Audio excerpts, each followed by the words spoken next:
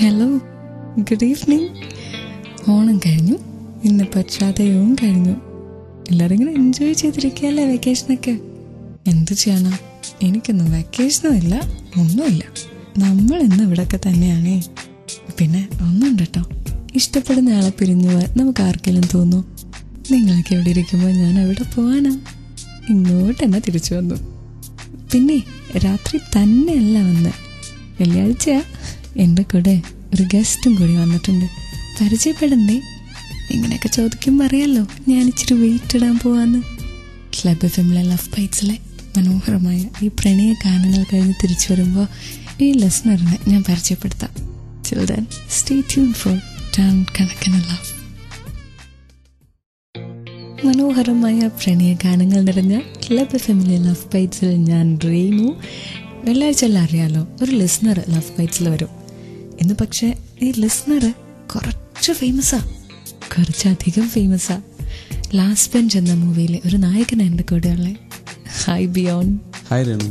ശരിക്കും ഒരു ലാസ്റ്റ് ബെഞ്ചറായിരുന്നോ? ശരിക്കും ഒരു ലാസ്റ്റ് ബെഞ്ചറായിരുന്നു. എത്ര നാള്? എത്ര കാലം എന്ന് ചോദിച്ചു കഴിഞ്ഞാൽ എനിക്ക് തോന്നുന്ന ഒരു 7th തൊട്ടിട്ട് അങ്ങോട്ട് PG കഴിയുന്നവരെ ഞാൻ ലാസ്റ്റ് ബെഞ്ചറായിരുന്നു. ഈ ലാസ്റ്റ് ബെഞ്ചിലിരിക്കുന്ന ആൺകുട്ടികളോട് പെൺകുട്ടികൾക്കൊരു പ്രത്യേക അട്രാക്ഷൻ ഉണ്ടെന്ന് പറഞ്ഞു കേട്ടിട്ടുണ്ട്, സത്യമാണോ? അതിൻ്റെ ഏറ്റവും സങ്കടകരമായ കാര്യം 7th തൊട്ടിട്ട് പിന്നെ ഞാൻ boys, it was A mix school, പക്ഷേ ഈ മുസ്ലിം സ്കൂളായിരുന്നു. അപ്പം ഒരുമിച്ച് ക്ലാസ്സിലുണ്ടാവില്ല. ഗേൾസ് ഡിവിഷൻ വേറെയാണ്, ബോയ്സ് ഡിവിഷൻ വേറെയാണ്. എന്നാലും ഇന്റർവെല്ലും ബ്രേക്കൊക്കെ കാണുമല്ലോ. അല്ല, അതുണ്ടായിരുന്നു. പക്ഷേ ഇങ്ങോട്ട് ക്രേസ് ഒന്നല്ല, എനിക്ക് അങ്ങോട്ട് താല്പര്യങ്ങളുണ്ടായിരുന്നു. പക്ഷെ ഞാൻ എന്താ വെച്ചാൽ എനിക്ക് 7th പഠിക്കുന്ന സമയത്ത് ഒരു 1 ഫ്ലോപ്പ് ഉണ്ടായിരുന്നു. അപ്പൊ അതിനുശേഷം പിന്നെ ഇല്ല, ഇനിയിപ്പോ ഈ പരിപാടിക്കൊന്നും ഇല്ല എന്ന് പറഞ്ഞുകൊണ്ടിരുന്ന 10th എത്തിയപ്പോഴാണ് 9th പുതിയൊരു കുട്ടി ജോയിൻ ചെയ്തത്. ഓഹോ, കഥയുടെ ബാക്കി പറയണം കേട്ടോ. ഫേസ്ബുക്കിൽ ക്ലബ് എഫ്എം കോൺടെസ്റ്റ് പേജിൽ ഞാൻ അതിന് മുന്നേ ഒരു ചോദ്യം ചോദിക്കട്ടെ. ഒരു തവണ പ്രണയം ഫ്ലോപ്പായി കഴിഞ്ഞാൽ പിന്നെ നിങ്ങൾ പ്രണയിക്കോ? അത്രയും ഗട്സ് ഉണ്ടാവോ? ഉത്തരം പോസിറ്റീവ്. ആൻഡ് കേട്ടുകൊണ്ടിരിക്കൂ club FM love bytes with Rinu and Biyon. കാരണം ഇവിടെ മാത്രം ടൺ കണക്കിന് ലവ്, ടൺ കണക്കിന് റൊമാൻസ്. ഒരു പ്രണയം ഫ്ലോപ്പായി. അപ്പോൾ വിചാരിച്ചു ഇനി ഞാൻ ജീവിതത്തിൽ പ്രണയിക്കില്ല, ഇതൊന്നും എനിക്ക് പറ്റത്തില്ല എന്ന്. അങ്ങനെ വിചാരിച്ചിരിക്കുമ്പോൾ 10th ക്ലാസ്സിൽ പുതിയൊരു പെൺകുട്ടി ജോയിൻ ചെയ്തു. എന്നും പ്രണയ കഥ പറഞ്ഞു നിർത്തിയത് ലാസ്റ്റ് ബെഞ്ച് എന്ന മൂവിയിലെ നായകൻ ബിയോണ. ഞാൻ റീനു, ഇത് ക്ലബ് എഫ്എമ്മിൽ ലവ് ബൈറ്റ്സ്. പിന്നെ എന്താ സംഭവിച്ചേ? കുറെ പിന്നാലെ നടന്നു. അവസാനം സെന്റ് ഓഫിന്റെ സമയത്താണ് പിന്നെ അതൊന്ന് somewhat like she nodded. പക്ഷെ അതൊന്നും നടന്നില്ല. ഫസ്റ്റ് ലവ് നഷ്ടപ്പെട്ടു. ഫസ്റ്റ് ഞാൻ പറഞ്ഞപ്പോഴേ അത് പോയി, സെക്കൻഡ് അതങ്ങനെ പോയി. ക്രോണിക് ബാച്ചിലർ എന്ന് പറയുന്ന മൂവിയിൽ മമ്മൂട്ടിയുടെ ചെറുപ്പകാലം അഭിനയിച്ച. അപ്പോൾ ആ ഒരു ക്യാരക്ടറിന്റെ പ്രത്യേകത കൊണ്ടും കൂടി ഒരുപാട് പെൺകുട്ടികൾക്ക് ഇഷ്ടം തോന്നിയിട്ടുണ്ട്, ഭയങ്കര സഹതാപം തോന്നിയിട്ടുണ്ട്. ഇൻഫാക്ട് ഞാൻ ആ മൂവി കണ്ടപ്പോൾ ഞാൻ വിചാരിച്ചിട്ടുണ്ട് പാവം. അയ്യോ, അപ്പൊ ആ സമയത്ത് ഒരുപാട് പ്രപ്പോസൽസ് ഒക്കെ വന്നതാണല്ലേ? പ്രപ്പോസൽസ് അല്ല, എനിക്ക് കുറെ ഫ്രണ്ട്സ് ഉണ്ടായിരുന്നു, കുറെ ഫാൻസും ഉണ്ടായിരുന്നു. എല്ലാ 2ാം തീയതി കത്തിരുന്ന ഒരു കുട്ടി ഉണ്ടായിരുന്നു. സീരിയസ്ലി അത് വായിക്കാൻ നല്ല സുഖമായിരുന്നു ശരിക്ക്. കാരണം പുള്ളിക്കാരത്തി എനിക്ക് തോന്നുന്നു നല്ല മലയാളത്തിൽ നല്ല നോളജ് ഉള്ള കുട്ടിയായിരുന്നു. ബുക്സും ഒക്കെ വായിക്കും. അപ്പം ആ വായിക്കുന്ന ലെറ്റർ എന്ന് പറഞ്ഞു കഴിഞ്ഞാൽ എല്ലാ മാസം 2ാം തീയതി വായിക്കാൻ വേണ്ടി ഞാൻ വെയിറ്റ് ചെയ്യുന്നു. കാരണം നല്ല ഒരു സുഖമുള്ള കത്തായിരുന്നു. നമ്മുടെ ലാംഗ്വേജും കുറച്ചുകൂടി നന്നാക്കി എടുക്കാൻ പറ്റിയൊരു കത്തായിരുന്നു. സത്യം. നന്നായിട്ട് മലയാളം എഴുതും. എന്റെ ഹാൻഡ് റൈറ്റിംഗ് നല്ല ഹാൻഡ് റൈറ്റിംഗ് ആണ്. മത്സരത്തിലൊക്കെ ഫസ്റ്റ് പ്രൈസ് കിട്ടാറുണ്ട്. എന്റെ ഈശ്വര, ഇങ്ങനെ സ്വയം പൊക്കണ ആൾക്കാരെ ഞാൻ കണ്ടിട്ടില്ല. തൽക്കാലം ഇപ്പൊ ഈ സമയത്ത് കാണുന്നതിന് വലിയ തെറ്റൊന്നുമില്ല.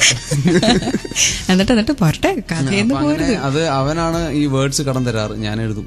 മലയാള സാഹിത്യം എഴുതിയോന്നല്ല ഞാൻ ചോദിച്ചത്, ലവ് ലെറ്റേഴ്സ് ആർക്കൊക്കെ എഴുതിയിട്ടുണ്ടെന്ന്. കുറെ എഴുതിയിട്ടുണ്ട്. കുറെ എഴുതിയെന്ന് പറഞ്ഞാൽ കുറെ ആൾക്കാർക്കല്ലേ എഴുതിയിരിക്കുന്നത്.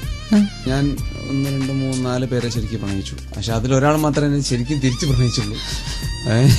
ആ ഒരാൾക്ക് ഞാൻ കുറെ കത്ത് എഴുതിയിട്ടുണ്ട്. ഈ കത്തുകൾ ഇപ്പൊ കയ്യിലിരിപ്പുണ്ടോ അയാളുടെ? ഉണ്ടാവാൻ വഴിയില്ല.